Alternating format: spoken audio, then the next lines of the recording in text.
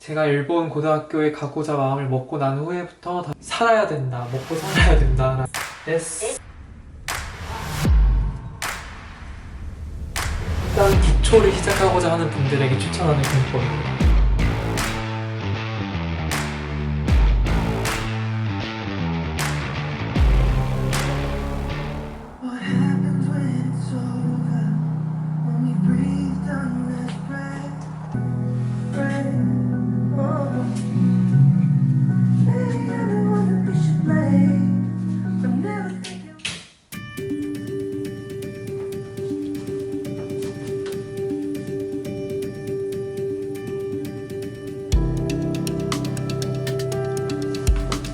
여러분, 제가 요즘에 일본어 공부를 안 까먹으려고 다시 시간 날 때마다 하고 있는데, 제가 정말 오랫동안 이걸 어떻게 설명을 드려야 할지 모르겠어서 미뤄왔던 일본어 공부법에 대한 얘기를 오늘 해보려고 합니다. 우선 저는 일본어 공부를 할 때 이 교재를 사용해서 처음 독학을 시작한 것 같아요. 이거를 처음 시작한 거는 아마 고등학교 2학년? 겨울, 가을쯤이었던 것 같은데, 그 전에 이제 1학년 때 히라가나, 가타카나를 배우고 나서 그 뒤에 있는 기초 문법들이나 그런 것들을 제대로 배우지는 않았기 때문에 학교에서 아마 그 교육과정상 제가 일본 고등학교에 가고자 마음을 먹고 난 후에부터 다시 일본어를 처음부터 차근차근 공부를 하기 시작했는데, 그때부터 다락원의 이 교재로 시작을 했습니다. 근데 저는 그 당시에 일본 고등학교를 가서 내가 살아야 된다, 먹고 살아야 된다라는 그런 목표가 있었기 때문에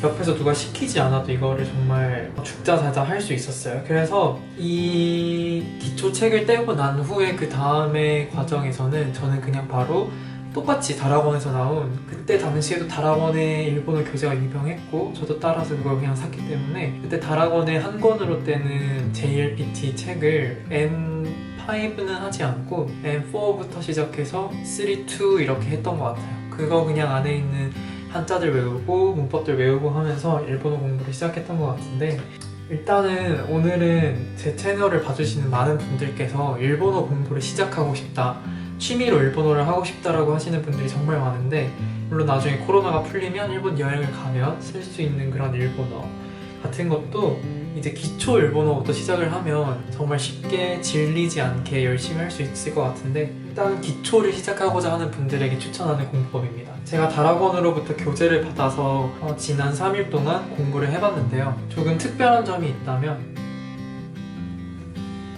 이렇게 58일 밀착 동행 습관 플래너라는 게 있습니다. 혼자서 하다 보니까 오늘은 하지 말고 내일부터 내일 2일치를 해야지, 뭐 이런 식의 생각을 저도 사실 많이 하는데요. 공부를 할 때 이거를 하면, 제가 지금 데이 8인데 이렇게 하루하루 정해진 게 다 있고, 이 하루하루 정해진 거를 밴드에다가 선생님께 직접 제출을 해야 되고 검사를 받아야 해요. 제가 지금부터 한번 해볼게요. 私は韓国人です。 僕は会社員です。 완초보 어휘를 네?銀行 긴꼬에 강의가 꼭 시작됩니다. 와타시라는 단어가 들어있는데요. 와타시 하면 하이 데스 됐고, 강의를 다 들었고 이제 교재 66쪽에 있는 이 실력 쌓기를 한번 풀어보려고 합니다. 방금 배웠던 와타시와 이유리 데스, 저는 이유리입니다. 그러면 이제 이번 문장을 보면 보쿠와 공무인 데스, 이거는 저는 공무원입니다 를 이렇게 해석을 할 수 있겠네요. 이게 히라가나로 있으니까 조금 어려워요. 사실 일본어에서 한자가 있는 게 훨씬 더 쉬운 것 같습니다. 처음엔 조금 어렵겠지만 한자가 있어, 이게 뜻이 한눈에 확 들어오는 느낌이라서. 그리고 이번에 풀어보면 카레와 셰프 데스 이렇게 하나를 고르면 되는 거예요. 그림을 보고. 이분은 의사이니까 의사를 고르면 되겠죠. 경찰관인 것 같으니까 다시와 케이사치칸 데스, 저는 경찰관입니다 를 고르면 되겠습니다.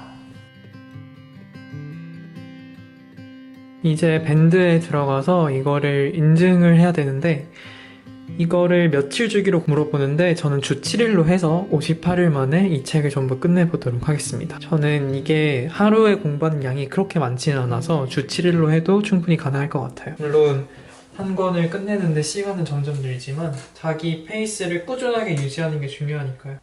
하지만 주 5일, 주 3일 자기 스케줄에 맞게 고를 수 있어서 좋은 것 같아요.